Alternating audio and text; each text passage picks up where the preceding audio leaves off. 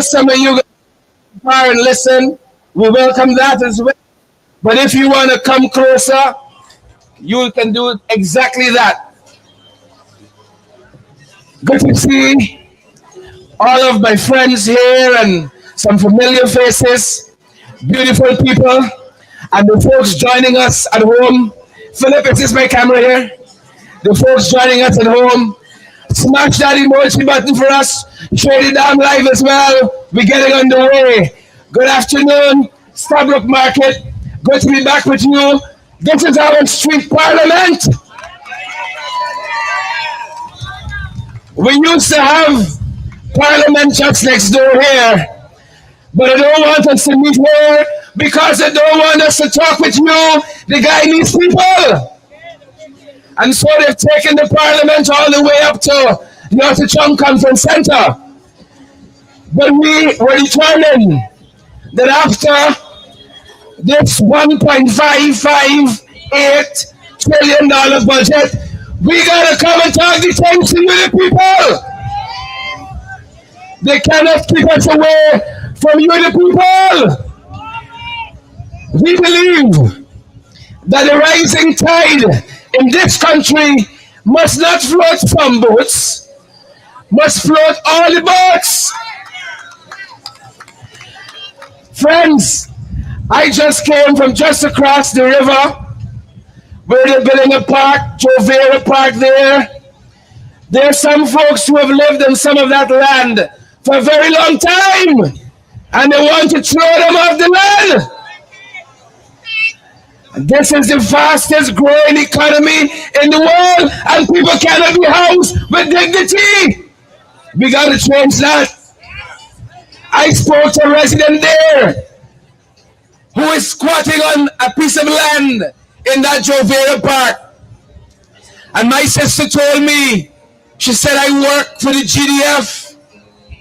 She said, Mr. Duncan, I just come home after a hard week and I put down my bag from one walk. I'm going down the road to sell. This is my second job just to make ends meet in the fastest growing economy in the world.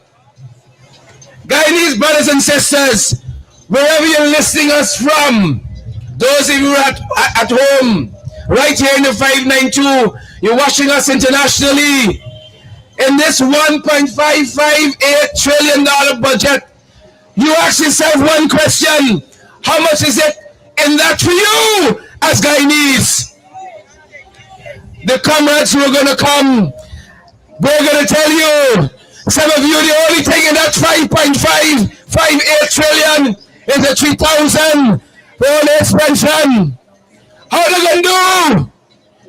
For some others, it's a $5,000. Folks, this country belongs to all of us. This bounty, this largesse, belongs to all of us. And all of us should have equal opportunity to benefit from it. And I'm so privileged to be here with you. I have some great friends, fellow members of parliament. They're going to come and they're going to talk to us. Not no Nancy story, the lived experience of people in this country. And folks, as bad as you may have it, Region 3, 4, 5, 6, there are brothers and sisters who live further, who got it even worse. I had the privilege of being in Bamadai, that is in the Macaroni. A bottle of cooking gas in the Macaroni, $16,000. What you paying 4 or 5 for in the city? A pound of chicken could be $1,200 easy in the fastest growing economy in the world. I want to call now my sister. She's from the East Bank. She's coming and she's going to talk to us about some of these economic issues, some of these social issues. Listen, in this country earning billions and trillions of dollars, each and every one of us here must benefit. But people coming to put up big walls to block you off from earning what you're supposed to be earning.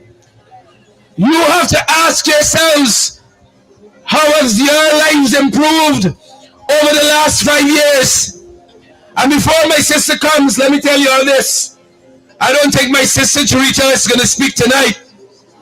But Charita has done the maths. This lady loved the numbers. And the maths are matching. The maths are matching. In the last 5 years, we have spent over $6 trillion as a country. $6 trillion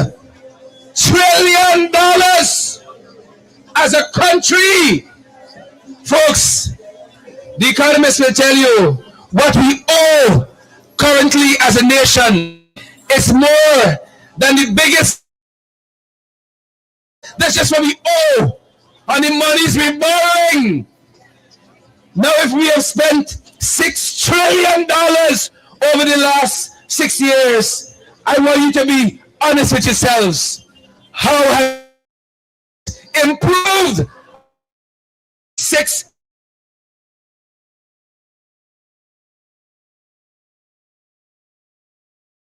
piece of land, you can't even build a house on it. And if you manage to build a house, you can't even flush your toilet. You're living in blackouts. And we see that all over this country. Money's wasting away. Mismanagement. To tell us some more of that, as I said, I got some fantastic speakers this afternoon. I got a young lady named Nima Flubes. Put your hands together for her. I got our brother Terrence Campbell. Put your hands together for him. I got a young firebrand of an attorney, Ronald Daniels. You're going to hear from him as well. Put your hands together for him. I got some other folks. You may or may not know somebody named Mr. Aubrey Compton North. You may or may not know. We should hear from him as well this evening. And folks, even though you might not hear from all of us, this is not the first or last street parliament. Hold on, man. Hold on. We got another loudmouth firebrand. When I first met him, he was slimmer than me. Slimmer. You may or may not know Ganesh Mahipal. You're going to hear from this loudmouth fella too. He exposed the great bishop. We're going to hear from them tonight. So y'all bear with us. We know some of y'all might be waiting for public transportation to go home. We got to redesign this whole thing. We earning $5 trillion and still people can't even travel home free one day in a week. What kind of $1 trillion economy is this? But to tell us some more, let us put our hands together and welcome the mayor of Mocha, the president of Mocha Arcadia, Her Excellency, the Honorable Member of Parliament, Nima Flubes. Let's give it up for her! Mocha's in the house, folks. Stand at attention.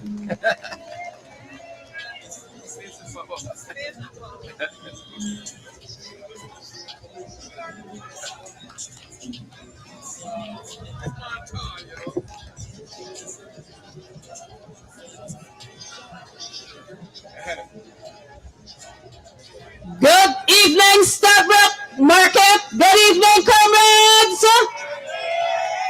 Good evening. We heard this afternoon in the streets, so you're going to hear some street language, eh? We got to talk the thing as we supposed to talk the thing. We got to talk the thing in our language so that you can understand. So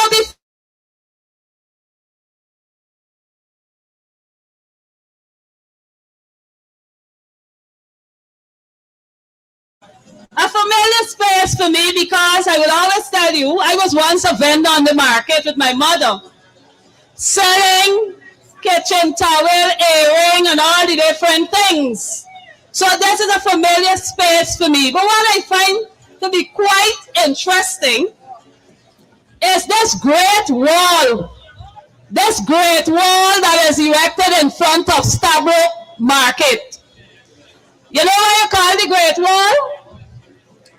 I would say that when this area was redesigned under the PPP, they probably use the bad-minded strategy. And I will say that because you build up the square, but you put no gate at the back there, so that people who are in Stabroek Market or passing would want to come through can do so.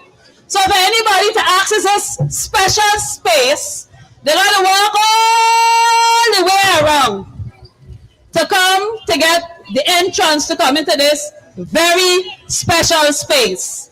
So glad NCN is here, and all the other media that will hear. Remember, we just passed a $1.558 trillion budget under the team, putting people first. So let me go back over that. We just passed a budget, a $1.558 trillion budget under the team, putting people first. I want to call on the Minister of Local Government. If you are serious about putting people first, you will take some of the $1.558 trillion and put a gate at the Great Wall to the back there so that the people of Stabroek, when they're there, can actually walk and come in here. Y'all agree with me? So, we saying that when you constructed this, it was under a bad-minded team. Now that you found the right thing and got the vision from the APNU to put people first, let us start by showing the people of Stabroek Market that they are first, and we will put a gate at the back there so persons can actually access the area. Y'all agree with me? So we shouldn't have the Great Wall in front of Stabroek Market and persons cannot access here. And it's amazing how people think. Because if someone is walking there and they don't feel too well, they can simply walk through and come and have a seat and revive themselves so nothing is there. So I hope they're listening or they will hear that we need to see the government putting people first by putting an entrance on the one side where the Great Wall is in front of Stabroek Market. You know when APN, you put people first and work was done here, persons still had access and could have used there and still do what they have to do. But we see what was done under this PPPC administration. My fellow Guyanese, I am happy to stand this afternoon first to tell you thanks. Thank you for your votes that you would have placed at the APNU that had the best manifesto that presented what it means to put people first. Putting people first, not just in words and on paper, but in practicality. And even though we're not in government, we will continue to put the people of Guyana first. Rest assured that we at the APNU will continue to put you first by representing your interests, by representing your cause. My fellow Guyanese, I want to take this opportunity to remind you that we just passed again, you mustn't forget this figure. How big is the budget? Tell me. $1.558 trillion budget. And the question we all ask ourselves, what is in the budget for me? What is in the budget for Granny? We don't see what they do, Granny, right? What is in the budget for the children? What is in the budget for the elderly? What is in the budget for the public servants? All of that questions we ask repeatedly, and even as we stand here at Stabroek Market, we ask ourselves, what is in the budget for our vendors? What is in the budget for our taxi drivers? What is in the budget for the minibus drivers? What is in the budget for the young man or woman pushing a car to run? What is in the budget for that young man or woman who is struggling to make ends meet? I am sad to announce there isn't much for you, but that shouldn't stop us from fighting and working together to ensure that we get what we need from the what? $1.558 trillion budget. We have to work collectively. I recall the words of my comrade Sherrod just now, where he spoke about persons being made uncomfortable in the fastest growing economy in the world. But I want you to know, for the ordinary Guyanese, it is the fastest growing economy in the world because nothing much is happening for you and I. I was at Great Diamond Block 5 the other day, where I met with residents who bought the land, paid for it, built a house, no light, no water. The thief men having a field day. I can't find the place in the night because the place is so dark. I got lost. And we have that as the reality on the ground, with many persons struggling day after day to make ends meet, but is really unable to do what they can to realize the dream of being comfortable as a Guyanese. And so tonight, people of Stabroek, I call on you for us to unite together as we seek to gain from the $1.558 trillion budget that was passed. The friends, the family, and the favorites should not be the only ones drinking loud and proud from that budget, but you and I, all of us, must be able to enjoy what the $1.558 trillion provides in the budget. My fellow Guyanese, tonight we are here to remind you that the APNU is here and will continue to represent the people of Guyana.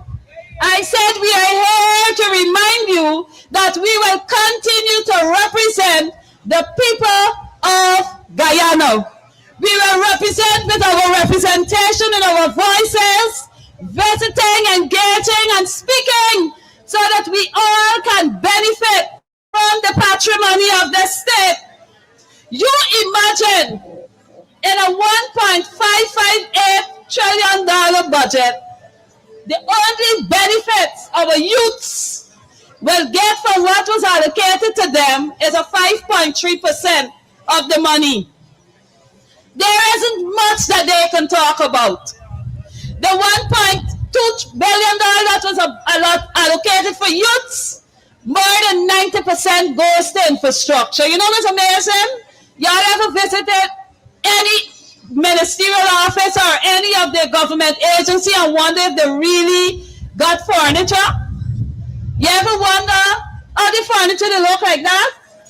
But yet still in the budget, there's quite a lot of money allocated for furniture and equipment in these ministries, and the ordinary people can hardly source and benefit from what is there in the budget. Tonight, I want to remind all of us that we have a responsibility to unite for a cause. We have a responsibility to unite so that we all can benefit from the patrimony of the state. Many of our young people, I can tell you, registered for courses that is offered by the government. They register. But guess what? Not even 50% of the total registered individuals complete the course. You want to know why? They ain't got passage to go. The parents ain't got food to to prepare for them to attend the classes. The materials they might need, they cannot afford to pay for it. So what the young people will do? Stay away the courses. And yet we have people going into the House of the Parliament to say that the program was successful.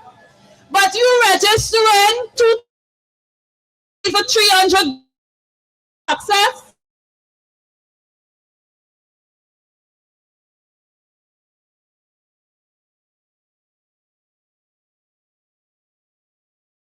To these programs that they're offering to ensure that the youth is actually benefited. Under the APN, you would have ensured that when the youth is registered for a program, they're able to complete and graduate from the program. Under the PPPC government, it's about registering large numbers and not ensuring that they complete the program. But I want to say to parents, you have a responsibility to ensure that if your child is registered in a program, that they graduate, and they not only graduate, they get the right qualification. Not a paper that they can't go to a job and apply for a job because it is not accredited properly. We have to ensure that our youth are able to gain beneficially from the patrimony of the state. So I say to you tonight, comrades, we have to unite so that we all can benefit from the $1.558 trillion budget. If we do not do that, we will come again, they will come for more money, and still our youths will not benefit. Tonight, comrades, I want to encourage you, even as programs are offered, investigate. What about the parent who's happy to see the children go to school and get a breakfast? You always be happy, right? I know the vendors out there will be happy to know that the child goes to school and get a breakfast. But guess what? We can't guarantee that when that child turns up to school, they won't be getting mildew bread. We cannot guarantee that when they turn up for the breakfast morning, it's hard potato with uncooked bake, the old middle raw. But imagine we're talking about the fastest growing economy, and we cannot properly, this government cannot properly prepare a nutritious breakfast for our children in the school. What is wrong with using the members of communities to prepare a fresh breakfast for the children instead of having it travel from wherever they order or whoever prepare, and then they have to go miles to deliver it? What is wrong with that? In this $1.558 trillion budget, the person who cooks in the village should benefit. They should get a contract to help to prepare breakfast for the children in their community, and if that is done, everybody in the communities that prepare meals will be able to benefit. You all agree with me, comrades? These are the measures we want to see when we talk about putting people first. If we are putting people first, then in this $1.558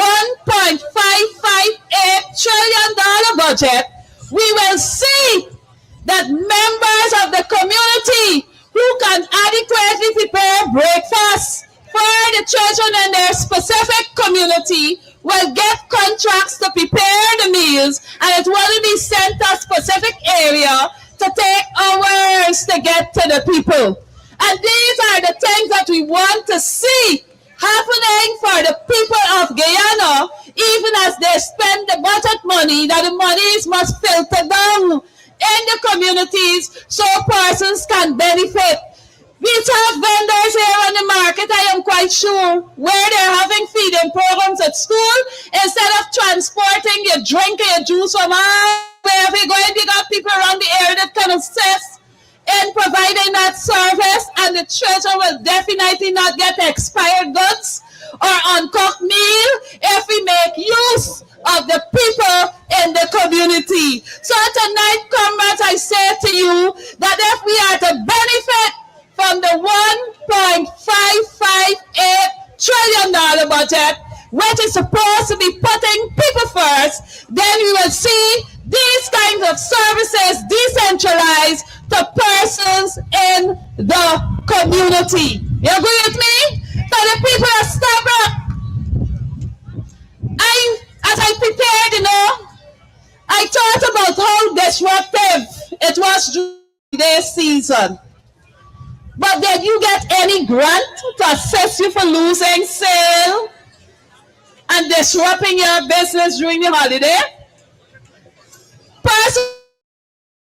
Any supportive grant when they disrupt your business during the holiday? No. We want to see the PVPC government actually put people first. You disrupt the people. You're supposed to ensure that they benefit. You move people from one location to another. We have to see them benefit. Just imagine their persons they would have removed from areas, and up to now, them people ain't never got a toilet. Up to now, they don't have a toilet to use because they're supposed to build a washroom for the people and they still in it. So when you go to these schemes and they tell you they're moving and relocating, we're not seeing the action. But now that we have passed the $1.558 trillion budget under the teamwork, putting people first, then we will expect that when we are moving, relocating, and doing all of these things, that we will indeed put people first so that people can actually enjoy a comfortable life here in Guyana. My fellow comrades, I make a special call tonight. I make a special call to you that we work together, that we unite for a common good, that we unite as people of Guyana to ensure that we all benefit from the resources of this state. Not the friends, family, and favorite must be the only recipient of all the benefits. We too must enjoy the benefits of this state. Tonight, I want to remind all of us that the youths of today are the leaders of tomorrow. And therefore, we must invest in our youth wisely so that we can have effective leaders. I am happy tonight that we are able to engage, and I look forward to continue having these discussions with you in the streets as we continue our street parliament. I thank you.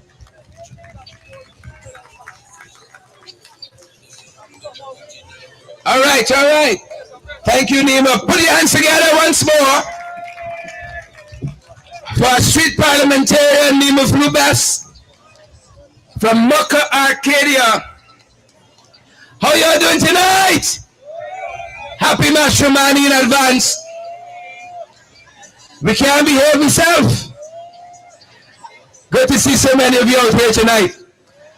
Listen, good folks, you know, we really gotta take this country in the right direction. I'll tell you this. I will sacrifice the fancy flashing lights if we get a little patriotism back in us.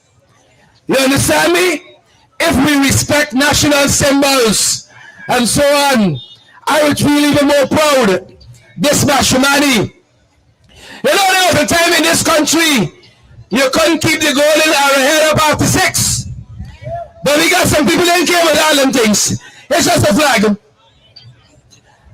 You see me, I will take it on. Because I understand you're in school. But you can hear how I deface public property, how I try to break the pole, how I assault somebody. But if we can't even respect our own national symbols in this country, how are we going to respect each other? You understand me? If we can't even respect the flag and take it down at 6 o'clock in the evening, you understand? If you want big flag go up, you must have the responsibility to take it down at the right time. It's these simple things, folks. It's these simple things. Listen, I saw the other day they had a big commotion out here in Southwark Market. They said, don't come watch on. What put in? I see big breaking news. The Starbucks clock walking back. I said, what? I remember, hold on. The folks at home, hold on. I hope Philip could show you all this clock. I love my Starbucks clock because the Starbucks market is iconic. I don't only love the Starbucks market clock, I love the iconicness of what happens under the clock too. But that's another story for another time. But that means I remember when I was deputy mayor City Hall. These clocks are not easy to fix, you know, they're very technical. It might look big and so on, but a very fellow all the way from England to just to consult on how to fix this clock. So when I heard the clock walking back, I said, like, the man finally fixed the clock. Sitter, Priya, jumping up. Priya said, I did what they were not able to do. We fixed the clock. I said, I got to come and see this thing myself. I come and I stand about there 24 hours and I see these hands moving. Well, you all know as you get on the nation, the lines don't work. I went down the road by a place, I replaced my glasses. I come back, I watch. It's either this clock is not working or this is English time. It's either. But you see, the nature of the people, they will come and try to hoodwink you with something you can see with your own eye. Not working. But we gotta fix this clock. This is our beloved city. We gotta fix this clock. And we gotta fix the people who don't know the technical flag at 6 in the evening. I want to welcome a young man. Listen to me. He got a lot of gray hairs only because he's second PPP a lot. He's second PPP plenty. Listen to me. I write a song the other day that a man sing. I said, Ganesh, when the game vex, you got a skin. All right, hold on.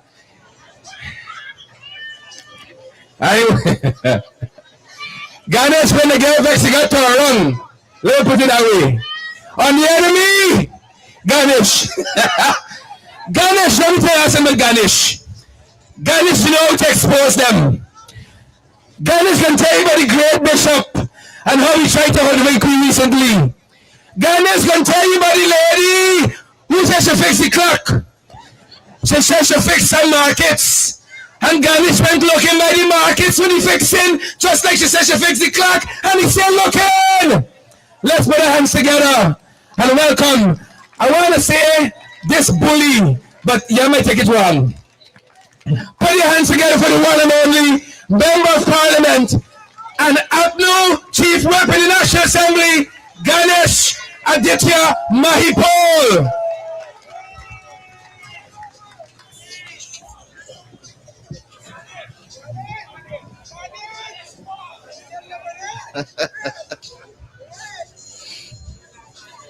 Mr. Speaker, I said the great bishop, and he is not the great bishop. In fact, he is a fake bishop.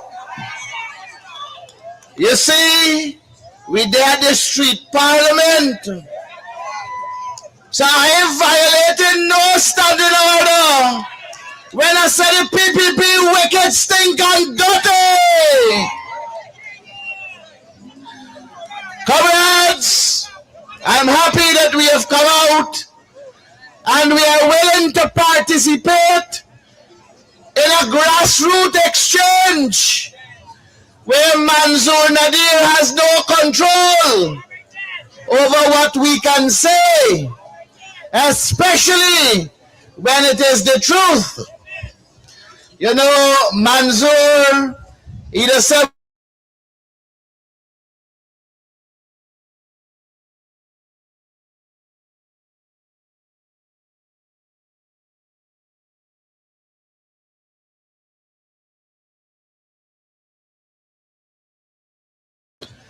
When we had 31, and they said that we are now reduced to 12. Well, hear me.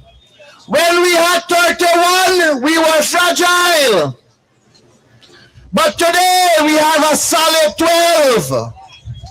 And we will build on that foundation of this solid 12. And at the next election, we will take victory with more than 36. That will be very solid. Several people told me, as recent as this afternoon, that they took a chance because they didn't like what they were seeing with the 31.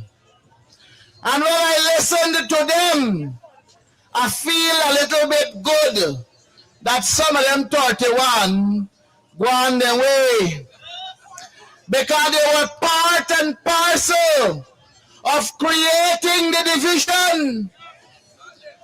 But today, we clean out, we sweep out, and we wash out. And we got 12 solid. And you saw what we delivered in the National Assembly. You saw what we delivered against Mansour and the bullies on the other side. You saw how the cantankerous Kavakamites tried to hoodwink us, but we stood solid and strong, and we demonstrated that we're ready for the job. Now let me tell you, this 12, we are going to shake down this entire country in the coming days. We will walk the street. We will visit the projects. We will expose the bandits.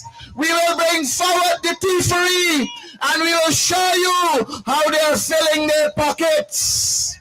I start with the same Stabrook Market, and I was happy.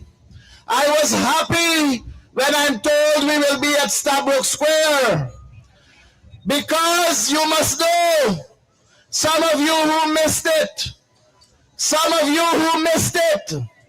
I don't know why this mic cranking out, you know. Some of you who missed it, last year, Sonia Parag,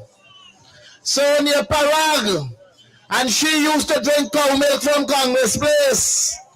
Who knows Sonia Parag, Daddy? I know she used to drink cow milk from Congress Place. So if ungrateful was a person, Sonia is that person. Sonia Parag last year took $200 million. $200 million. Are you hearing me say? And she said, she go fix Stabrook Market with the money. Are you watch and tell me, you see Stabrook Market fix? She said 200 million for the roof. Are you see Stabrook Market fix? That's since last year. When we check the budget book, the 200 million gone. The 200 million spent out. The 200 million spent out. So more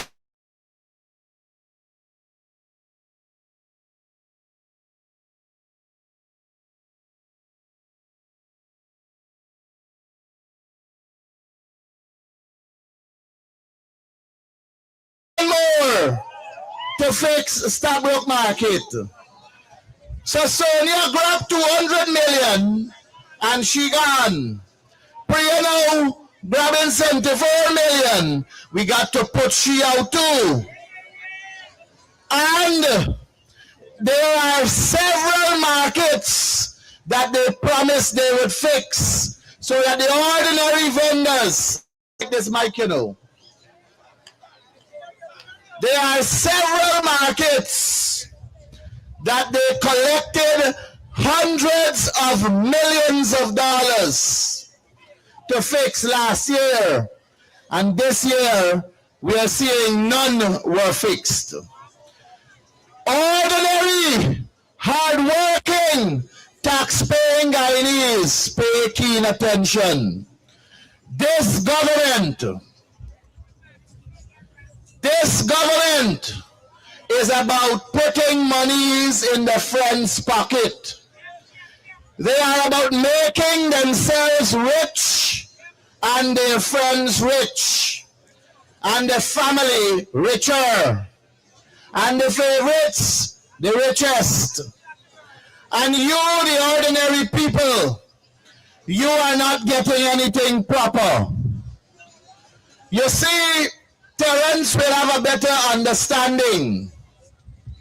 But every time things go up in the market, every time your basic necessities increase in price, the people, the suppliers, they are really putting that heavy burden down to you, the consumers.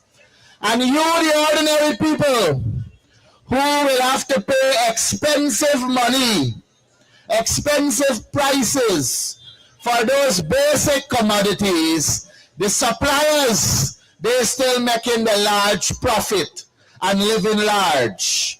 So while ordinary people cannot build a flat house, the flatterers of the PPP, they are building mansions. They're buying house in Florida. They're building apartment complexes. And they are just sucking us like bloodsuckers. The PPP is a set of bloodsuckers. And we have to unite and come together. And that risk that some of us took, that risk that some of you took in the 2025 election, all I will tell you, come home, come back home. The 16 may be bigger than the 12, but they is solid like the 12. And you saw that. The 16, that number might be bigger than the 12, but they is solid like the 12. And you could see that. You see, when you're the outside, you can say anything. Them gone inside and them can't say nothing. But your 12 said it outside, we said it inside, and we gonna say it across Guyana. Because we genuinely want to see you prosper. And this good fight can only be won once you stand solidly behind your 12. As we increase that number in the next election to more than 36. I want to leave you with a simple message. Oftentimes we come out to these public engagements and we listen at home on our devices. We listen with our smartphone and we scroll and we would laugh and we would have fun. But the task at hand requires you to do exactly what we do too. And that is to talk to your neighbor. Show out your neighbor. Let your neighbor see what you learn. Let your friends see. Tell your husband if he did at work and he didn't hear. Tell your children that are at voting age. And who got sweet man and sweet woman, tell them too. Is everybody got to know? Everybody got to know. The time has come where we as ordinary, hardworking, tax-paying Guyanese must kick the cantankerous, devious, diabolical, and dangerous People's Progressive Party out of government. I thank you.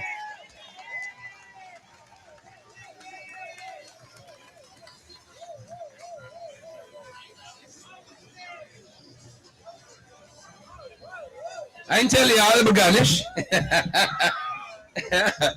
Ganesh Garembad, the great bishop, and others Folks are always saying, again, that they got enough money in this country for everybody to live nice.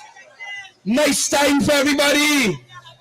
Not some getting by and some gotta stay down. Everybody gotta live nice. We never had it like this. And what a time. All of us must enjoy the sweetness and the bounty of this country. You understand me, Guyanese? We for everybody. You understand me? But them guys gotta come right. Don't come wrong with funny. You gotta make it right for Guyanese brothers and sisters. People who never could afford housing must be able to afford housing in this country. Good health care, good school for your kids, proper food in your pot when the day come. But we don't see that. We don't see that. What we see is a callous and uncaring government. Folks, we heading into some uncharted territory, you know. Don't get confused with the fancy lights flashing and so on. Uncharted territory. Y'all hear Starbucks News closing down? Y'all hear Starbucks News closing down? Government owe $100 million to Starbucks News and they won't pay Starbucks News. How you can run a business like that in this country? They are deliberately sending that paper out of business. You know why? Because of people like Ganesh. It's valid, credible information. Starbucks News to moderation with this government. And so they want to silence Starbucks News. Our teachers right now going through some things. They threw down correctly the other day in the parliament. Because they know what they were about to do. Ganesh tell you about Mansour. You can't trust them. And so now they're trying to pull a fast one on the teachers by changing the rules. We gotta watch them. It's a very uncaring government.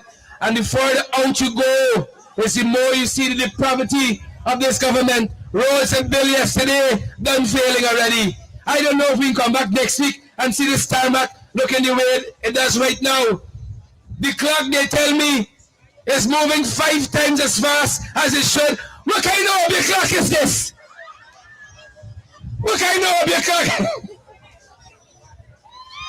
Yes.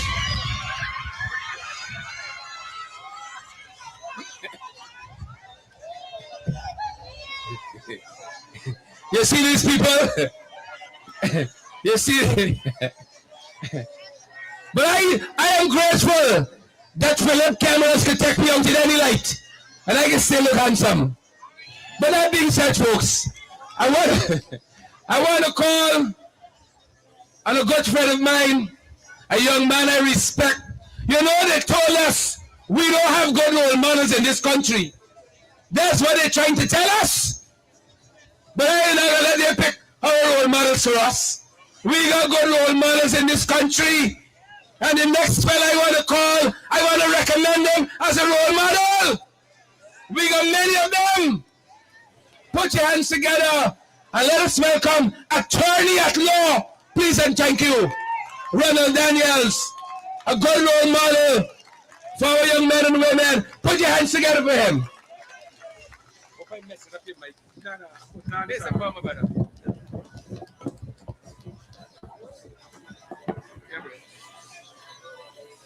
Why y'all acting surprised that the light cut off?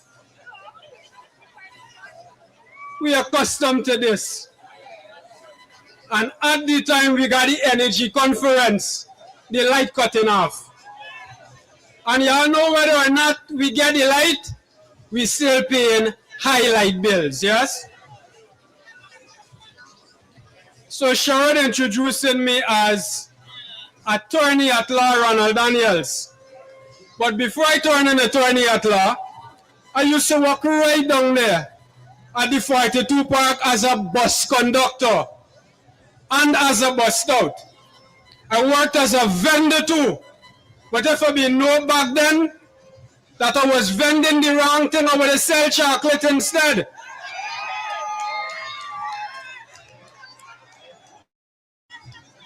So for those of y'all who wasting y'all time selling other things, y'all better get on board with the chocolate factory.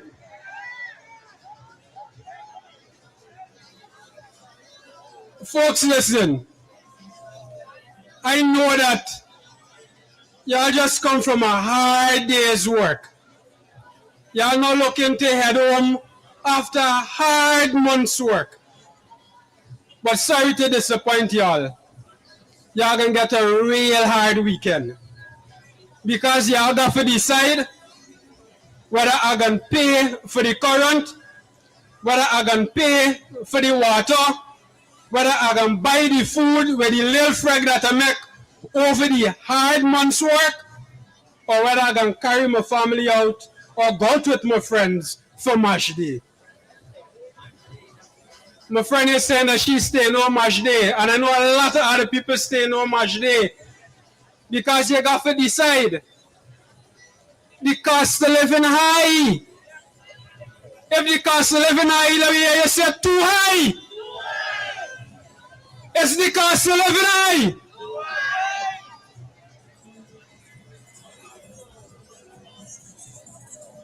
I ain't gonna join the parliamentarians and use the 1.558.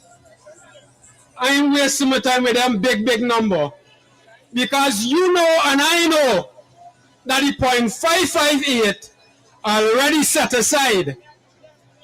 It kicking back to the chocolate factory because more people gotta be building mansions from the chocolate enterprise, yes? It kicking back to the agricultural industry because more people in the agricultural industry gotta be building mansions, yes? It kicking back to the indigenous industry, and not the real indigenous industry, the other indigenous industry, not the one that you are representing, but the one that building mansions. Why no mansion being built for the real indigenous people? And this is a budget in which we put in people first. Listen, they say that this budget is the largest in the history of Guyana, but so is the cost of living. This is the largest cost of living in the history of Guyana. Plantains on the market is almost $400 a pound. Some places you're paying more. When have you paid so much for plantains? I am a sucker for plantains. I can't even buy the fat plantains anymore. I could only buy the fine plantains. And when I buy the fine plantains, I ain't even got to cut it up. I just peel it and fry it just so. Because they're real fine. My brother is saying just now that he can't even peel it. He got to fry it with the skin.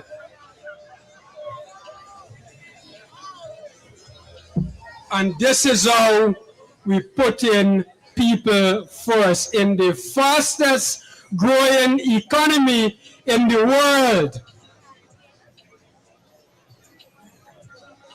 Folks, there was a time in this country when the small man was the real man. The small man is not the real man anymore. The small man is the small piece man. Let me hear you say it, the small piece man. And if you don't believe me, check this out here. If I give you a 5,000, you can say, I give you a small piece, yes?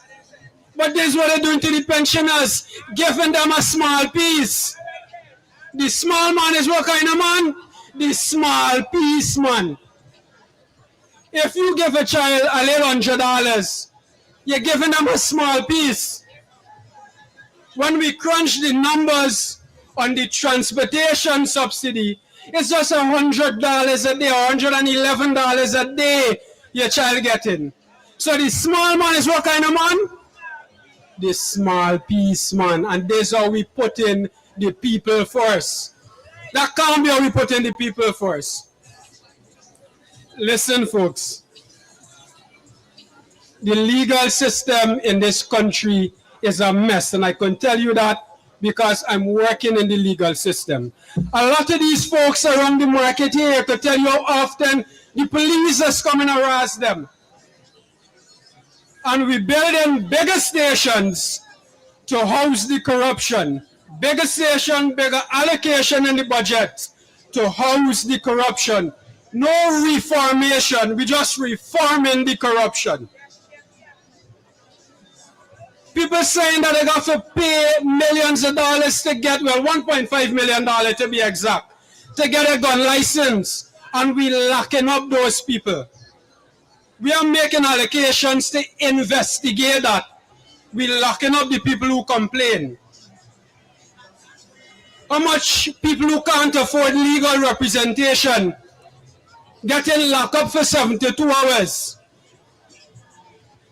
and then released without charge. And you can't go nowhere and complain. That is how they're treating this small man. We're building the big stations, big allocations in the budget for the police them. And we're hearing how much young recruits, how much females getting sexually assaulted, sexually harassed, and gotta give sexual favors to get promotions. Where in the budget we contemplating therapy and counseling for those recruits? But we enlarging the corruption. And we saying it's a people-centered budget. Not a people-centered budget. Folks, I want you to listen to me carefully on this one here. The government looking to plug a lot of monies into the city. They want to fix the roads, they want to clean the drains, they want to clean up the streets. They had how much years to do that? But they're not doing that. Now they want to do that because we're moving on to the local government elections, and the city, Georgetown, is the seat of power in this country. Georgetown is the biggest constituency in this country. So when they take over Georgetown, it means that they can silence your voices. But we can't allow that. We can't allow that. Let me hear you say, no way! I'm hearing you over there. No way!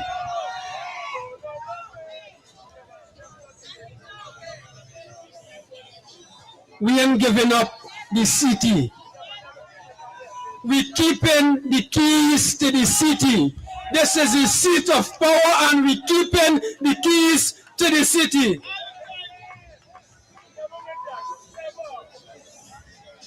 This is really a one Guyana budget. It's a one Guyana budget, but it doesn't consider you. It doesn't consider you. It doesn't consider you over there. It doesn't consider any one of y'all over there. You know why? Because y'all are not part of that one Guyana.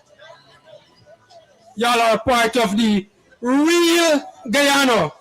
And the real Guyana is going to stand up against the government's corruption.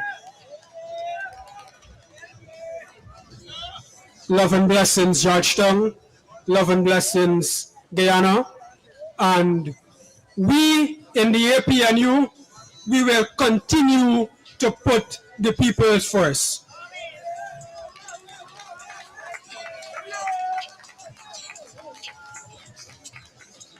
All right, small piece. Listen to me. We got big piece now. And everybody got to get big piece. You see, small piece was when we had small piece citation. And now we got to increase and go up. They want to keep us as small piece people, to keep us down. But we got to go up. You know, I was telling my colleagues a couple of weeks ago, I was in Region 9 with MP Region Finance, looking at the housing situation there. And the housing situation there is as bad as it is here. If it's not worse. If you see some small piece houses, they want to get people to live in this country. I make no bones about it. The house is small way, stretch out your hand, you're touching both walls. That's small piece housing and the fastest growing economy on earth. You see people treat you how they see you. And we gotta change that. You throw down your towel in the house's wall-to-wall carpet, just like that. We gotta house people with dignity. Come away from this small piece mentality. They're giving people some 2x4 land. And then somebody could come in this country tomorrow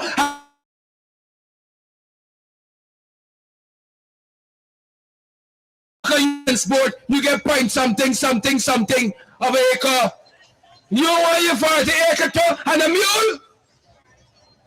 As the people say proverbially, we gotta treat people with respect in this country. We make the 50% increase in wages and salaries that they promised me since 2020. Yeah, get the cash grant they promised me for last year, December. Oh, I see they're handing out this electronic ID, forcing workers to take it. And we passed 2 laws in the National Assembly since 2023 that should safeguard Guyanese against the misuse of your data. And they finally can't sign off on them till now. And they want to tell us that they care about you. Imagine in the National Assembly, Dr. David Hines, they want to crucify him upside down for talking about reparations. And the same people want to give a standing ovation to Orphan Ali when he talk about reparations.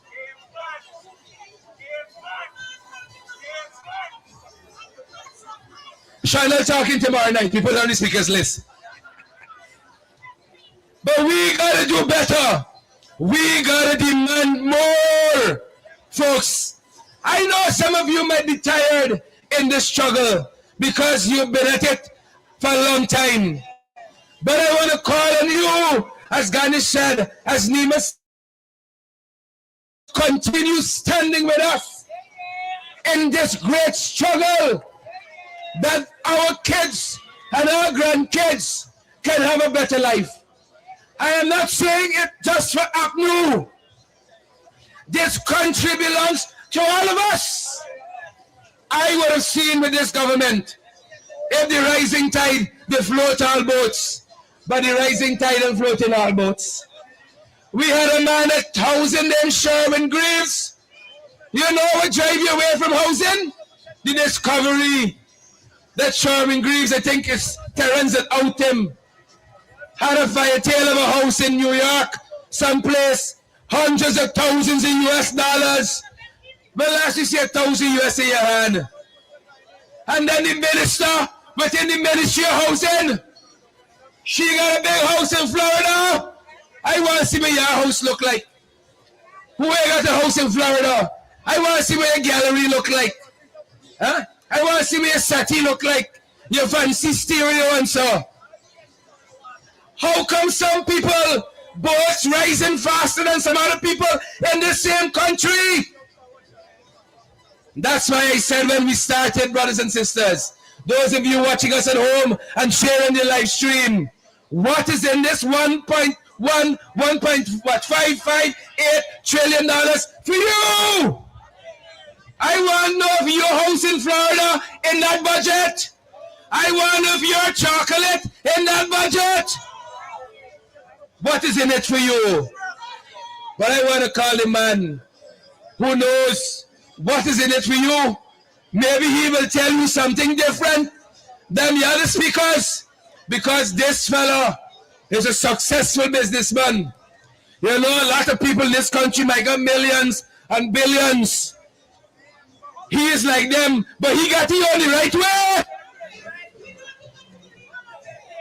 As my sister says, we don't do nothing illegal over this side, but some people say that's the problem with y'all.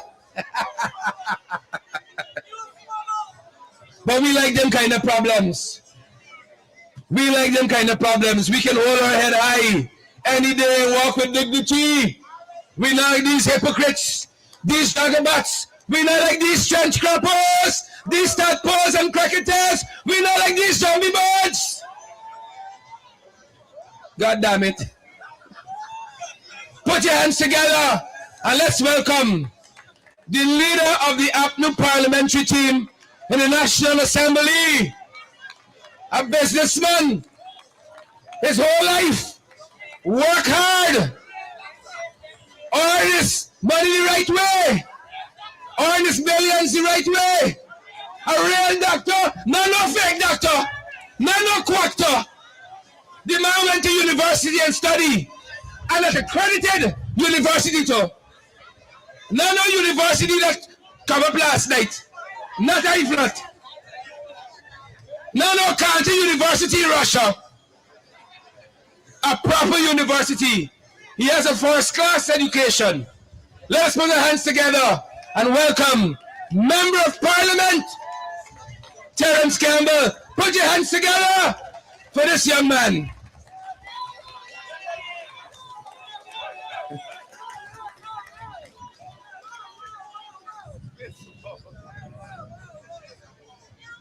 Thank you, Mr. Speaker. At least this is a favorable speaker. And tonight, I don't have any limits on time, but I don't plan to talk for very long. And I want to be controversial for some people, but I am not ashamed to remind you all that today is the 103rd birth anniversary of the founder leader of the People's National Congress.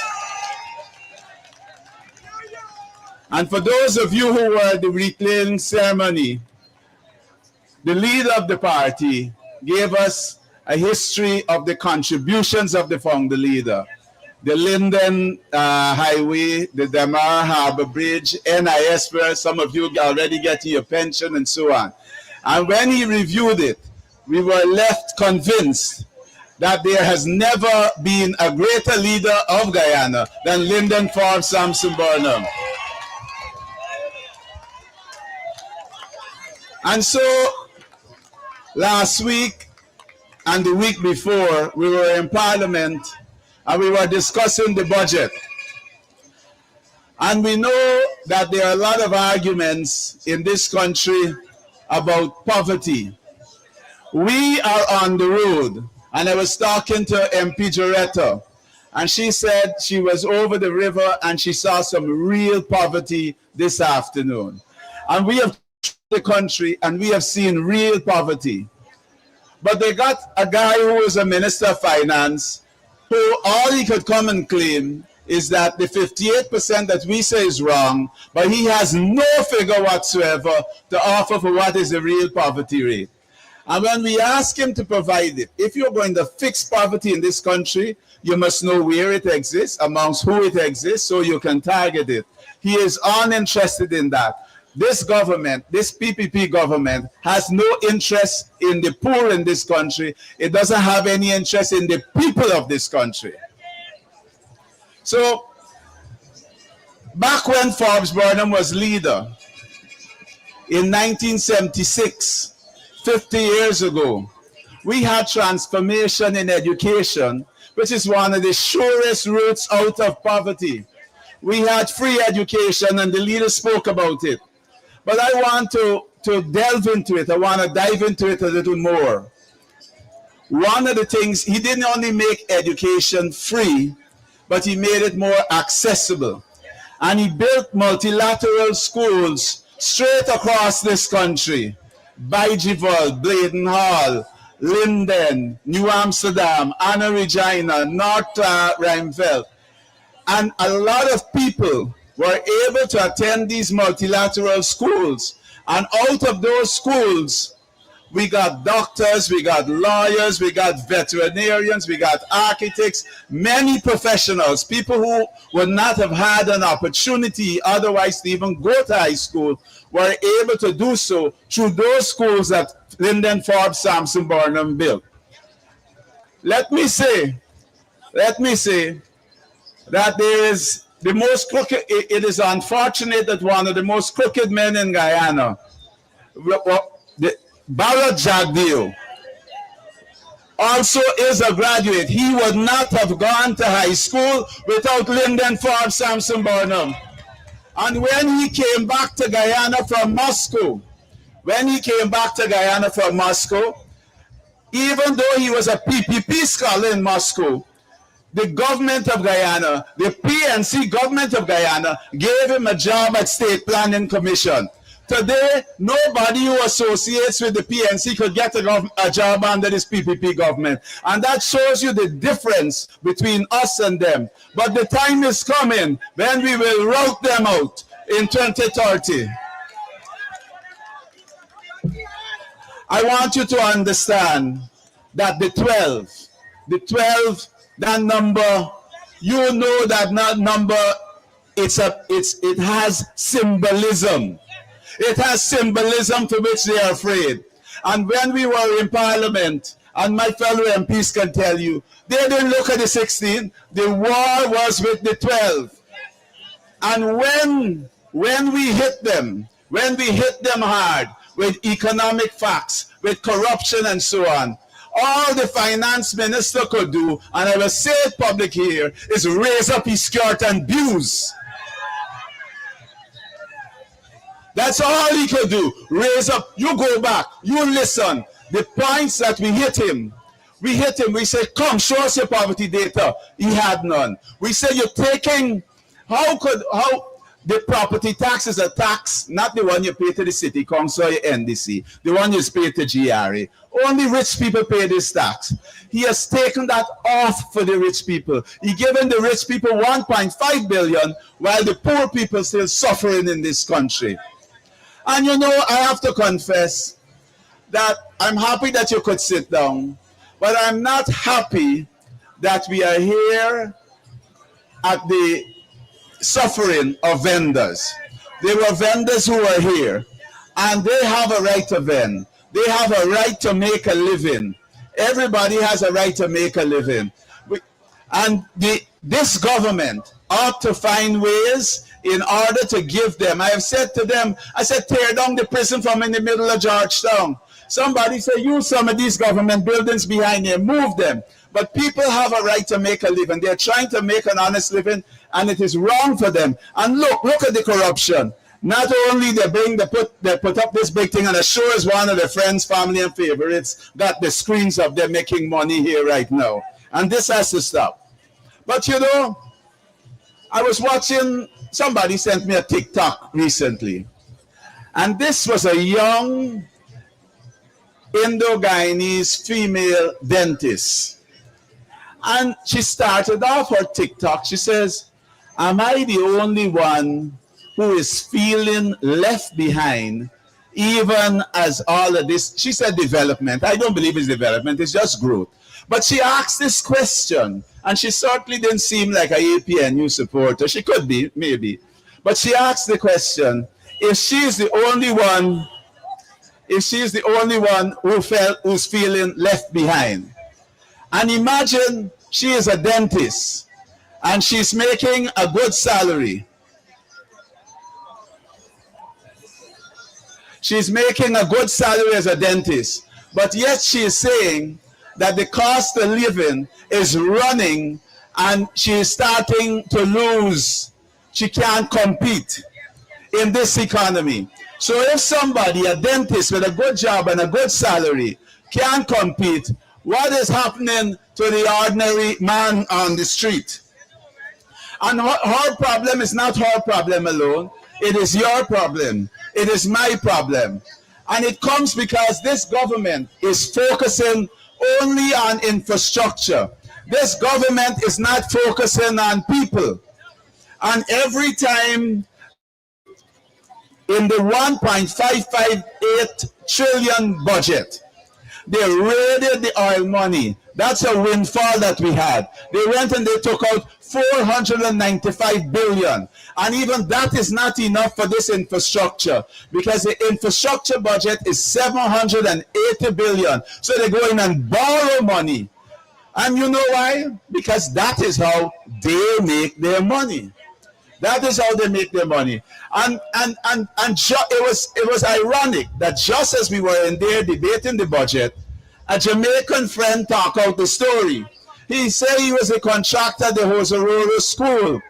And he said everybody, including people close to the government, busy shaking him down, shaking him down, shaking him down. And this is not only happening with schools, this is happening with the roads, this is happening with every single thing. You know, and let me explain to you what is happening. Now, if you're going to build a new house, you're going to look for a good contractor. A good contractor hard to find. I mean, the good contractor most likely going to be busy. You can say, here now, I got some projects here now. I can start you in April or I can start you in May. But because you want your job done properly, you're going to wait till April or May for this good contractor to do your house. Good.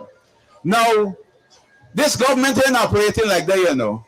This government taking every Tom, Dick, Harry, Sheridan, Ganesh and putting them to build road and house. We know when they take Tom, Dick, Harry, Sheridan, Ganesh is nothing proper being built. And so anything they build, if it's a hospital, it's leaking. If it's a school, it didn't do properly. If it's a road, in 6 months it broke up. And now all of this money, all these billions being spent, put into their hand. Now when they come back, when their friends and their family make all this money, and they come out now, and you're going to buy a piece of land, or you're going to buy a car, you're going to buy a house. When you say 10 million, they say 45. You understand? Because of all this money that's spinning within them. And so every single thing in this country going up in cost. And that is why the poor man and even the middle class young dentist, everybody is feeling left behind in this country. They have no concern for anybody but themselves. Comrades, I want to tell you that this 12 is different. And why we are here is because we are not only going to be in Parliament, but you put us there. And so we have come here tonight to report to you on what is happening. And I am telling you, after, now that they passed their own budget, and in the process of passing that budget, they came to us the night and they asked for us to approve $18 billion of money that they thief out and spend out between November and December. And we stood up and we said, not on our watch. And we called for division, and every single member of the opposition who was present there that night voted against them getting that $18 billion. And so we will scrutinize them. Of the 12, you got 6 experienced and 6 fresh. But we are together. We are together as one. We will work together. We will travel this country. We will scrutinize their projects. We will hold them accountable. And it will be a war between the 12 and them.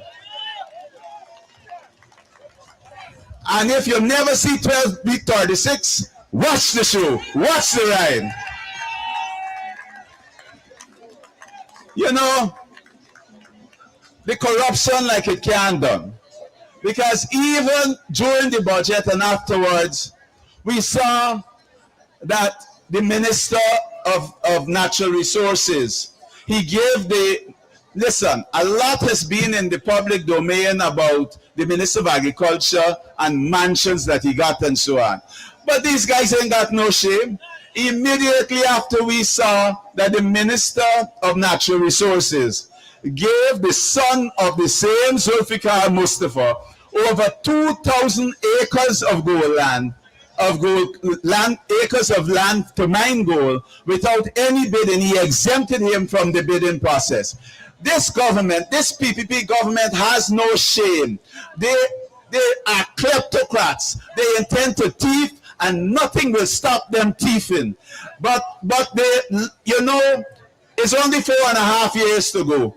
And when it comes to 2030, we are looking forward for your support. We will do the work and we will route them out. You know, they did not say anything. They hid because they have an agreement with the teachers union I think it was 7, 8, and 9% for this year. The Public Service Union, the agreement ended in 2025. And I have a feeling that they are just going to come with 9% for the public service workers. But that is unacceptable. The public service workers, our nurses, our public servants in the ministries who must help us to get things processed, 9% can do, right? This is ridiculous, and from now, I am calling on them, don't bring no 9% for the public service workers. Because in the hospitals, when I asked the Minister of Health, he said he got all the staff for all the hospitals. I said, tell me how was the number supposed to be each hospital? He said, no, we got all the staff. He never came out with the numbers. And let me tell you, when you press them and you got them up against the wall and you're firing blows with them, a man, I ain't gonna call your name because he say you can't criticize him in public. A man that's jumping and try to block for them when you got them up against the wall. But we have our nurses that are underpaid. We got our teachers that are underpaid. How are we going? We saw Burnham had it that education was an important part of developing this country. Education was important for taking us out of poverty. How are we going to come out of poverty if we don't pay our teachers so they can teach our children well? The results in this country are only 30% of the people who actually write the CXCs do well enough, get the 5 subjects. We got to pay our teachers well. We got to train our teachers better. We got to pay our nurses and our doctors. Too often we see people going to Diamond Hospital, 24-hour service, and there's nobody there to treat them. They're building all these hospitals. The building is good, but it's the people, it's the human resource inside that will really deliver to us the care that we need. I say to you, I went to Bottom House School for Common Entrance. Bottom House, it ain't had no fan or nothing, but the man was a good teacher. And so we must pay our teachers better. We must pay our nurses better. We must pay our policemen better. 9% can do. You know, and with all the money, 1.558 trillion, they're going to turn around social assistance. They raise it from 22 to 25, $3,000 a month. Old age pension from 41 to 46. As far as I'm concerned, this is a pumpkin budget because it means that all you're getting extra is 1 pumpkin a month for your whole family. We can do much better in this country. We had promised. And I know that there are many people who went and voted for other parties who are regretting today, especially the older ones, because we had promised $100,000 for old age pension. And come 2030, you know, what I want you to remember, that the only party in this country that is serious about reducing poverty, that is serious about leveling the playing field, that is serious about sharing the wealth equally, that is serious of holding those thieves accountable is the APNU. You cannot depend on the corrupt to hold the corrupt accountable. So this brings me back where I started. Transformation. We are heirs to the administration, to the founders of the PNC. We are heirs to the legacy of Lyndon Forbes Sampson Burnham. And we will work. We will work to deliver. We will push them over the next couple of years until the next election. We will push them so that by the next budget, they are not shortchanging you. We will hold them accountable. We will expose them. We will look for the corruption wherever we can find it, comrades. And we will show them up. We will travel across this country from Region 1 to Region 10, from Point Player to Ishalton. We will go across this entire country. And we will bring change in this country. We will deliver for this country so each and every one of you will enjoy everything that Guyana has to offer. The clock said 12, so I will wish you happy Mashimani. Thank you. God bless you.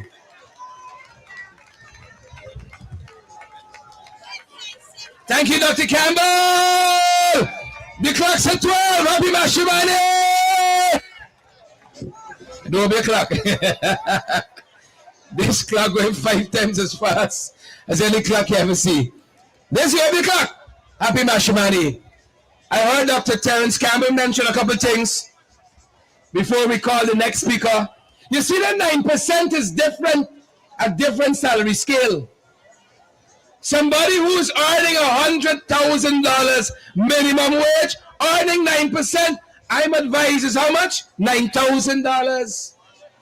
Take Irfan Ali that earns $2 million a month. His 9% is $180,000 more added to his salary. You remember they fault us for the 50% increase? They say when we come in, we can roll it back till they like no. They roll back the 50%, you know. So they benefit from that. These hypocrites and every other increase. And their 9%, their 10%, their 8% is different from your 8%. Not all 8% and 9% created equal. And I heard Dr. Terence Campbell talk about Region 1 as well. Well, let me head back to that issue you raised about the Hosororo Secondary School in Region 1. Because there is where the criminality is. Brothers and sisters, I tell you, the further out we go from the national capital city of Georgetown, is the more the corruption, Dora. I've been going to Region 1 a couple times, and every time I go to Region 1, I check on the progress of this $3 billion secondary school in Hosororo. And it always bothered me why this secondary school isn't finishing. This school was supposed to take 8 months to finish. 3 years later, the school is still building. And then a contractor from Jamaica came forward and he exposed the corruption. I knew we had corruption plenty, but my God, they carry corruption to an art form. The Jamaican contractor said, before he even knew officially he had the contract, somebody call him. Somebody call him. They tell him, don't tell him I tell you, but you win the contract. I want a 10 million. For the thing to come too quick, I want a 10 million. He said when he finished a portion of the contract work, another person call you and tell you, the check that finance is ready. This is not the official channel, you know. The person then only call you, they send you a photograph of the check. They say 100 million cut. This is why schools and other projects are not being completed. This is why Bellevue in Region 3, the pump station, 3 years and it's still trying to complete. This is where the corruption there. That contractor exposed why the Hosororo $3 billion secondary school is still not finished. But let me give you 2 other instances in Region 1. Port Kaituma in Region 1. There was a stelling that they're building there. I sure Ganesh know the name of the stelling. Ganesh like Facebook, he know everything. When I went to see that stelling, you see Sabbath News going out of business because of these shagabats. You are your news, you contact Ganesh. He got a credible source. He got that stelling in Port Kaituma. When they took me to see that stelling, they get a contract to their friends, their family and their favorite. The stelling falling in the river. They're building the stelling for billions of dollars, and the stelling falling in the river. That stelling ain't finished till now. You know they do? They take some big industrial plastic and they cover it down. How many other corrupt projects in this country ain't covered down? But let me stay in Region 1. I went to Maruka, Santa Rosa, Bajurita, and we were going from Santa Rosa to Kwabana.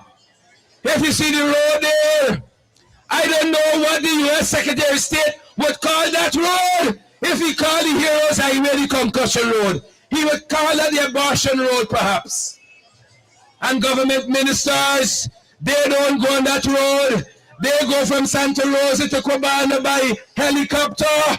But you and I, we can't afford that. The road is so bad. How much you have paid from Georgetown to Sue's Dyke? It's 20 miles from Santa Rosa to Cubana. How much is the bus fare? You know what you pay?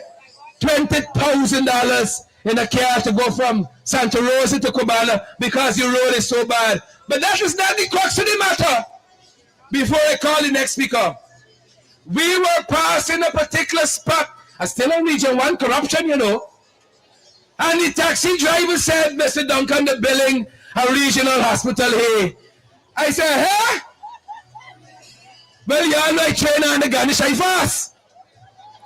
If you see the big fence, higher than the Great Wall they had out here to block out the vendors. You can't peep over this wall. So I take out my drone. I said, drone, you fast like Ganish. Drone, take one. The taxi driver said they're building the hospital behind this big wall. But you see when you spell clean, you pick up things. So I pick up and me spell something wrong here. Something wrong here. Spirit so Duncan stop and peep over the big wall. I said, Spirit, yes, I will stop. So I stop now, I look over this big wall. The drone gone up. When the drone go up, I looking for the hospital and the hospital looking for me. The wall higher than the Great Wall of China. You got a big signboard showing you the depiction. The taxi driver, like many of you, be the test. He said, don't come to building the hospital right behind there. I said, well, this DJI Maverick 3 Pro, don't lie. This drone never lead me wrong. It crashed the other day in Linda, but that's not another story. This drone never, when I put up the drone, it's a big open field. The fencing alone must be $3 billion. The fence high. And that's only Region 1. I've been to schools in Region 7, unfinished, at Chawala.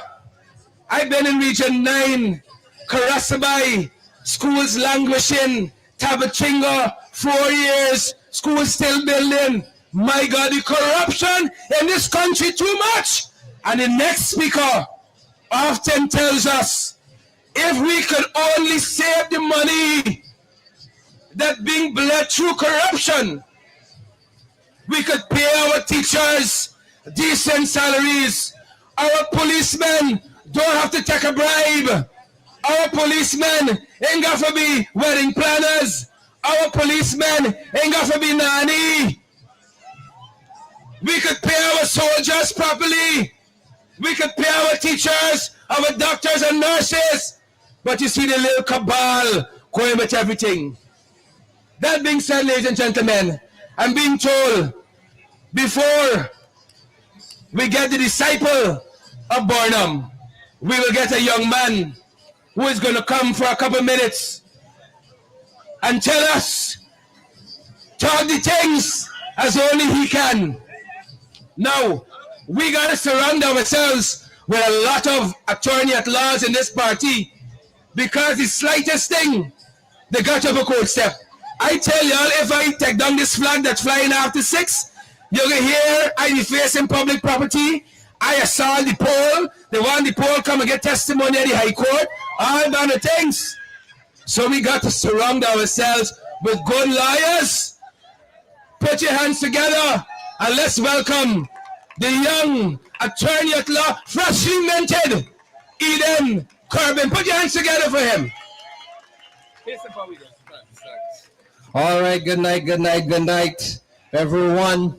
I would like to take this time to welcome you all to the last part of our shareholders meeting for the company called Guyano. And I have just a few minutes to present to you my summaries from the audit that has been conducted by the Fantastic 12. Give our MPs a round of applause, please. Give our MPs. They have They have been doing a great job. And many times, and I'll take the liberty on their behalf, many times people don't realize how hard it is to sit down in Parliament for those hours that they do. From 2 o'clock in the evening to 3 in the morning, that is not an easy task. And then when you have to watch this government spend and be unable to justify their spending, we have enough of it. So let's talk about the first thing. One, Guyana has been dubbed many years ago as the fastest growing economy. Today we have on paper one of the best economies in the entire world. But you and I know the realities are different. We are living in the fastest growing economy, and the only thing that is growing is the cost of living. And what does the government propose to assist you with that? Pensioners hold an extra $1,000. Teachers, you don't know, 9% increase. Public servants, you had to pray that the retro touch your account. And we've had enough of the nonsense. Somebody say enough of the nonsense. The road that we are on is not an easy road, comrades. But it is our road. And some of the roads that we have to travel to get even here, we know it's not easy roads either. The budget has presented to us an infrastructural budget labeled putting people first. How that makes sense? All they are doing is building and building and building. And the society, the communities, the country, the regions, the cities, the villages that we live in are not being built up to scratch. They build what they have budgeted for called a road. But when we go, we see it as a sidewalk. They are building, you know, Sharon just mentioned it, the road named after the Heroes Highway. They told us that that will change the transportation in this country. They were 2-3 years behind schedule and $100 million over the budget. And what do we have today? All they have done is move the traffic from one area and send it to another area. The Hagmash Road connected to that same road. 2-3 years behind schedules, $100 million over budget. I don't know about you guys, but I know that when you have a big organization and you're sending for contracts, you got to send something called a quotation.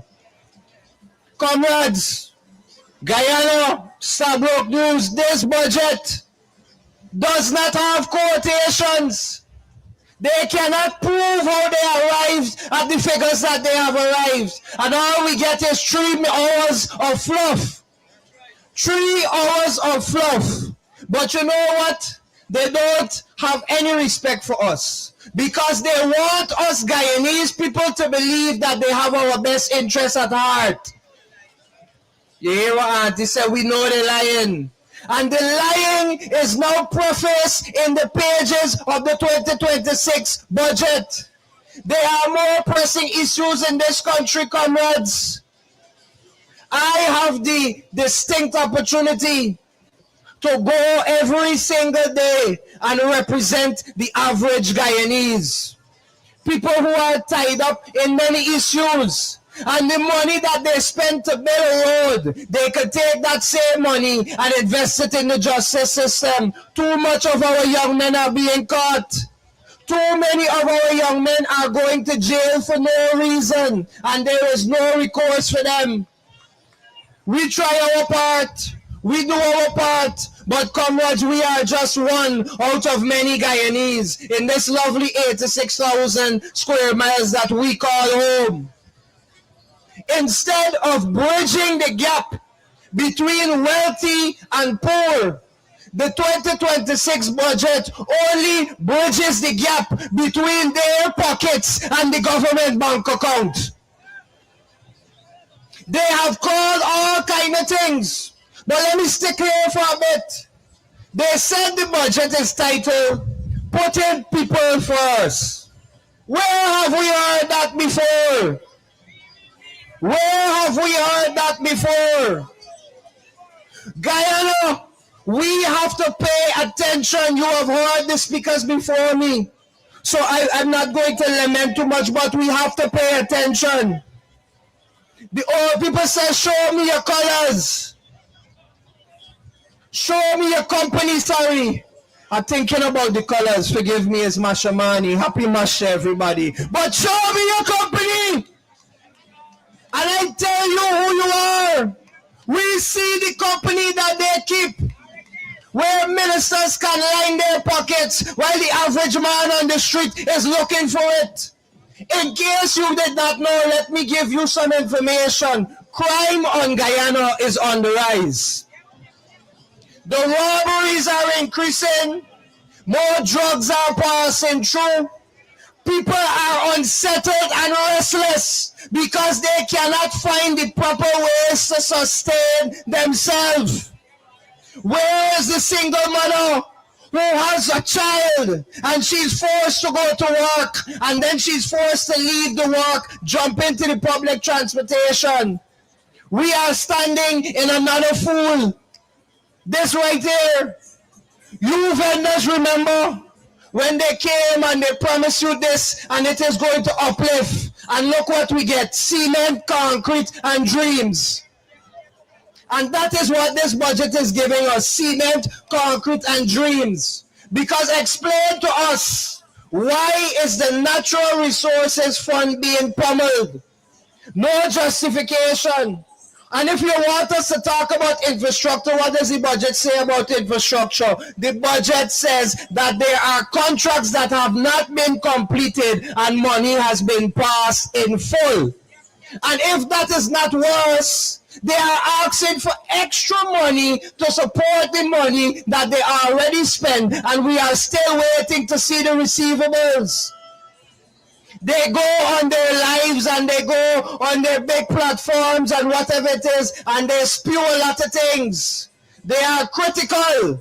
But if 12 persons could shine such a broad light on the corruption that we see manifested, comrades, imagine if that 12 was 24.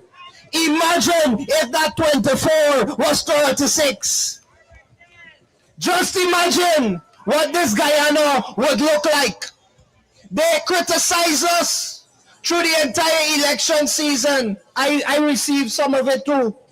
And they criticize us just to turn around, take our slogan and take the heart out of it and present it to the Guyanese people as if we don't know better. Look at the education sector. The schools outside of Georgetown don't get much attention. Look at the housing sector. How many people here apply for land? One person. How many people here have their own land? How many people out here renting? A lot of us. We have proposed initiatives, not just talks, things that are tested, tried, and proven. And what does the government do? They allocate a couple more billions. And how do the contracts work? Let me tell you how the contract works. If a contract or if a bid for a contract is at $100 million, you need at least $30 to $50 million on you for you to successfully get that bid. You look at the budget, they are increasing the cost of the bids because they know the small man like me and you, we cannot be able to find that money.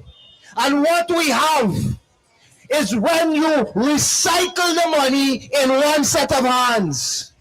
You wash the money, you pass it to this person, who pass it to that person, and it arrives back at the first point of origin.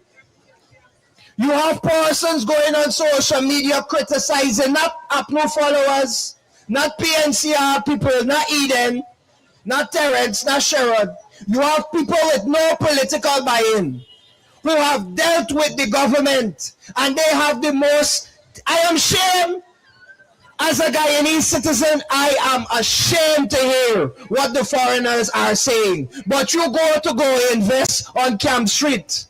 You go to the Ministry of Finance and they're not going to paint that picture for you. They are going to tell you at their conferences and their big, largely attended galas that Guyana is doing great when only the 1% are in attendance at those functions. While you and I have to study how we're going to make 5,000 stretch into 15,000. Every day we go to the market, the prices are increasing. When the government say, oh, we have given more money to agriculture, we have given more money to health. I heard my comrade earlier talking about the health sector. I don't have to tell you, because I know a lot of you are dependent on public health, and you know the stress and the strain it is to get proper attention when you go to the public hospitals. And they are going to tell you in their budget that we have increased the money, that we have built more hospitals. But let me tell you something. A rose by a rose, or call a rose any other name, and you know what? It's still a rose. And you could call corruption growth. You could call corruption development. You could call corruption building Guyana. And you know what? It is still corruption. And the budget should have been known, putting corruption first. Not the people. Because the people are not first. We are not even second in our own country. Because the government has designed the system to encourage investors, as if we didn't have enough sue in the country. And don't misconstrue me. I have no issue against any investors and foreign people coming into my country and building it. But the problem is when I have to live like a second-class citizen in my own country, while you have people coming, buying cars, buying land, getting grant, getting subsidies, and me and you have to fight, pray and beg to hope that we are going to get 100,000 cash grant this year. And you know the thing is, I want you guys, and I will close on this point, I want you guys to pay attention, because this budget distinguishes the perception versus the reality. The PPP perceive us through their budget as simple minds, as desperate people. When the president said that 100,000 can't change somebody's circumstance, you know what I heard? I heard that you say that we're so desperate for it and we're just looking for handouts. And I know everybody out there is working, because you got to look for it. You can't survive. You could have get one job back in the day and do well. Now you have to get one job for rent, one job for light bill, one job for internet, and a next job just to put food on the table. And the budget doesn't address that. So my shareholders, my fellow Guyanese, my comrades, let us take this budget as a warning. Let us take this budget as highlighting the things that we know are wrong and the things that we will promise to ourselves that we will never repeat. Because while they think they can get away with it, we will be there. As my friend Onyx Duncan says, we got the receipts and we are going to keep it. And I want you pay attention at every single step the government does, every mistake they make and everything they do, we are on to them. And as my comrade said earlier, they will be surprised to see how 12 can overpower 36. So in closing, Guyana, we got to be vigilant. Somebody say vigilance. We got to be vigilant. When we see the ministers and them, we want to know where the money there, how you spend it. And to the persons who said that they wanted to support the PPP government, well, the 2026 budget, take door. Take door. And without holding any further, comrades, I will take my leave. But even though I leave now, our work ain't finished. It now starts and it will continue. And it depends on you, it depends on me, and all of us to hold this government accountable. Because we may not have the votes, but we have the voice. We may not have the votes or the numbers, but we got the voice. And the voice of the people is what? The voice of the people is what? So comrades, lift up your voices. Make noise. Scrutinize. Pay attention. Because we're not going to let them get away with it. Thank you.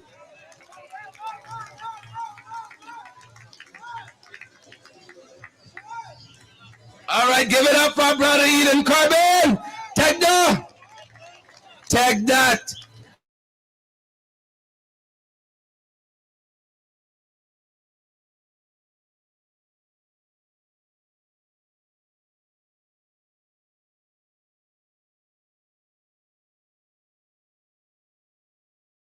Congress Place, you got a lot of activities happening. Stay posted to our Facebook pages for those activities.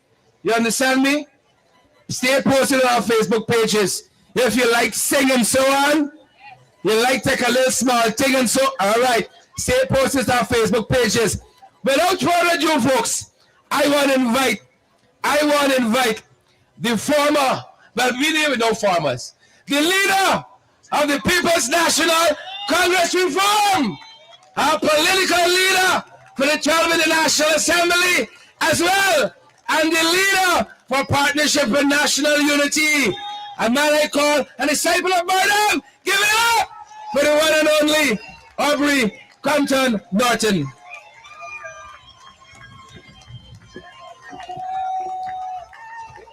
Good evening. Good evening. I want to begin by saying to you that I have every confidence that the 12 members of parliament we have identified in terms of quality is better than 36 plus 16.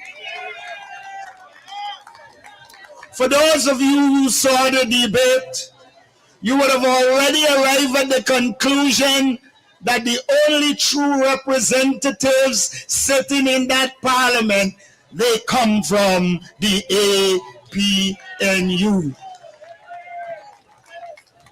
It is we who dissected the budget.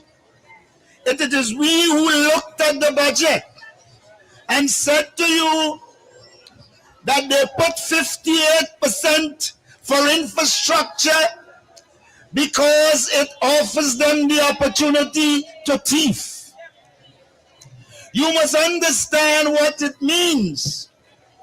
A budget is the mechanism by which a government allocates resources. And when you look at a budget, you know who will benefit and who would not benefit. This budget will benefit the rich and kill the poor. In infrastructure, you will see them talking about building roads, etc. I had to say this morning when I spoke about Burnham, that when we built road, they last. Many of them until now. With the trillions they spend, they cannot produce nothing like the Soos-Dyke-Linden Highway. But you must understand, the interest is not in serving the people. The interest is putting resources there for corruption. Let us understand what happens. When you allocate all of that money to corruption, to infrastructure, more than 40% will go to corruption.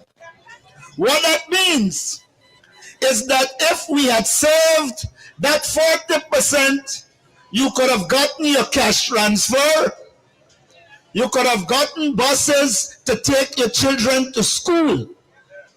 But they're not interested in people. They are interested in making money for themselves. I want to say this to Guyanese. We must learn a lesson from the last elections.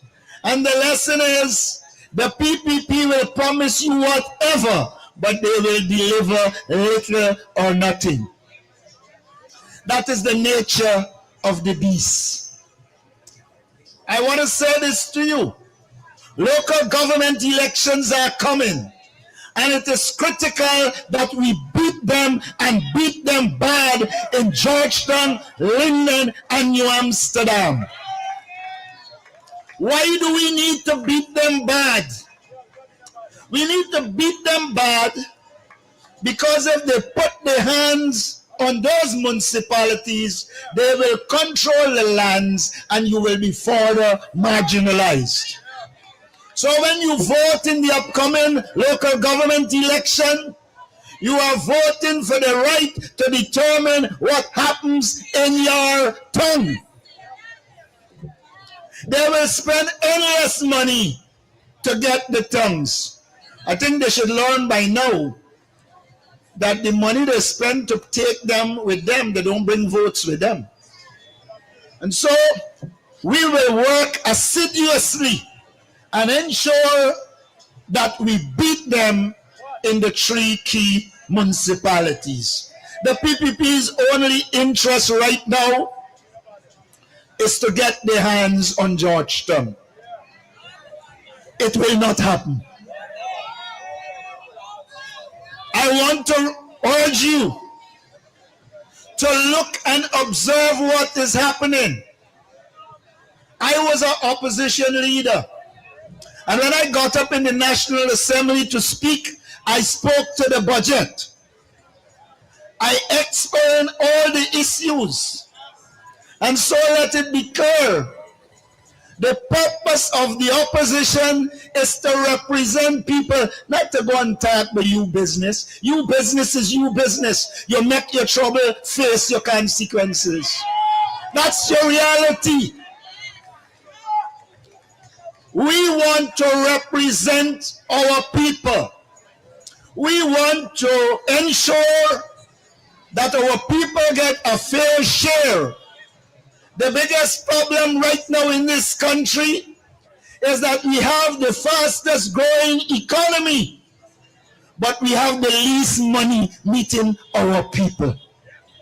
Our struggle is to ensure that the resources from this country meet the people of this country. This morning I told them that Burnham left this country food secured. We produced all the food we needed. And you could have afforded it. Now you cannot afford it. It is not just about the growing economy. It is about the resources from that economy that are meeting the people. And that is the critical issues. And so, let us understand, we are in a big fight for the reallocation of resources. We have to push for more resources to be allocated to benefit the people of Guyana. It is unfortunate in the last elections that a lot of attention wasn't paid to the manifestos. And people with money went TikTok and they had a nice time. But you know, I told somebody, you could go to the dance, but when you meet the dance, if you can't dance, you're in trouble. People can carry away your girl. We are about to take back our girls. We find you come to the dance, but you can't dance. And so, we need to be very clear. We are going to go into every nook and cranny and speak to young people. We need our young people to understand the reality. And the reality is that they are not benefiting from the system. And all these promises about money that would have flowed after the election, you recognize it in flowing. In fact, people might be flown. So, let us get out there and engage young people. The PPP has a trick. You know what is the trick? They are not educating young people because they believe and know. When young people are not educated, they are gullible and they can believe anything. We have got to get out there and educate them. We have to let them know what is it we intend to do for them. We have to let them know that they can benefit if we are organized and have a clear idea as to what we want to achieve. What do we want to achieve? We want to achieve a situation in which a significant amount of the resources that are coming from oil come to the people of Guyana. This budget should have had a minimum of 25% salary increase for public servants. You keep saying you don't have money, it can affect the budget. But you got 900 million to give men on a mission who lost their way and have no mission. When you look at the budget, you will see that they allocated money to areas that didn't need money, much less the amount they give to them. And so we must understand that one of the most critical instruments in the politics of a country is the budget. And when we look at this budget, we see no place for the people. They could call it, what is it they said? Look, they said dumb. Even we words, they had to take, putting people first. And they cannot put people first. If you like teeth, you're going to put your fingers first, not people. And so we must not be fooled. They will not and cannot put people first because they believe in getting rich. They believe in getting rich at the expense of the people, and therefore, by the very logic, they cannot put people first. They will always put themselves first. And when they put themselves first, we, the people, perish. I know you have been here a while, and I know it's Friday evening, but I want to deal with one last area. You will hear me speaking regularly about a man who was born 103 years ago today. You will hear me continuously speak about Lyndon Forbes Sampson Burnham. And I will speak with him about him because he's the best president we ever had. I said today, you do not judge a president or a leader by the wealth he or she accrues. You judge them by the service they give to their people. And when it comes to education, the best leader that ever served the people of this country was Lyndon Forbes Sampson Burnham. When it comes to infrastructure, without oil, again, the best was Lyndon Forbes Sampson Burnham. I said to people, many people who you see as so-called big boys today benefit from a sound education. Ask Mark Phillips. He can tell you. He is not a PPP produced child. He probably has been misled. But he got free education, which he was entitled to. Don't misunderstand me. He was entitled to it. And we're glad that he got it. but only make it blasted as past Forbes Burnham. Or else he will feel the full blunt of the PNC. We have tolerated some of their ignorance for too long. None of them can put their foot in Burnham's shoes. And we have nothing to be ashamed of.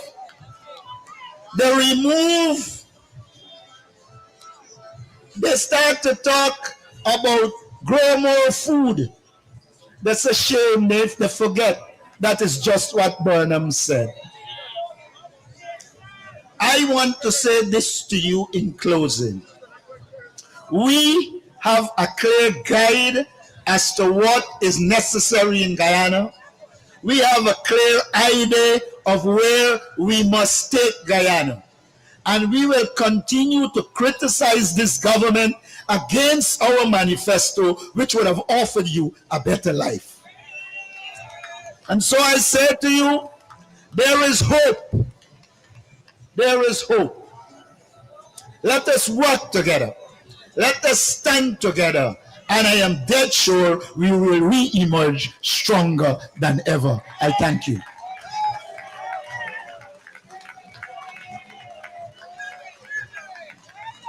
Put your hands together. Aubrey Compton Norton. Man who knows how to fire. A man for any season. Give it up one more time. All right, Stabrook. You've been so wonderful to us. All of you who gathered here. Our special guests, VIPs in front here. Thank you guys so much for coming out on this Friday night. Next week, we're back. Maybe in a different place. Stay tuned to our Facebook pages. I want to recognize some of the members of parliament who are here with us tonight, who did not speak, but who will speak at other street parliaments. Well, let me start by first honoring the chief citizen. I see Lord Mayor Alfred Mentor is here. Give it up for Mayor. Give it up for a man who earned his doctorate the right way. Another man, the one and only Dr. Dexterton. Doc Santa, give us a wave. The man was firing in the National Assembly, sharing licks, beating and teaching during the course of the national budget. Who else do we have here from the National Assembly? Psycho Andrews, our brother. Where are you, Psycho? Businessman. Member of Parliament, the Honorable Psycho Andrews is here as well. He's going to be a speaker at our next street parliament. Member of Parliament, Chanel Smith Daniels. The one and only. We have Angoy, the one and only. Give us a wave, Angoy. He's one of our key movers and shakers. My sister, the one and only Jurita Finance. Jurita looking wrong. Sister? Who's the sister? Maybe sister come. The Honorable Jurita Finance. Who else do we have? Who else do we have? Jurita Chanel says over there. Who else do we have, folks? Oh, did I see the one and only Georgetown District Chairman? Did I see him? The one and only Troy Garraway. Give it up for him. He's a boss in his own right. Where is Troy? And all the other folks who are here tonight, supported us in being out here one way or the other. Thank you guys so much for lending and listening ears. And if you see us passing by your stalls, do say hello. Do say hello. Thanks for coming out. We're going to see you guys in the next one. Stay safe. Thank you very much.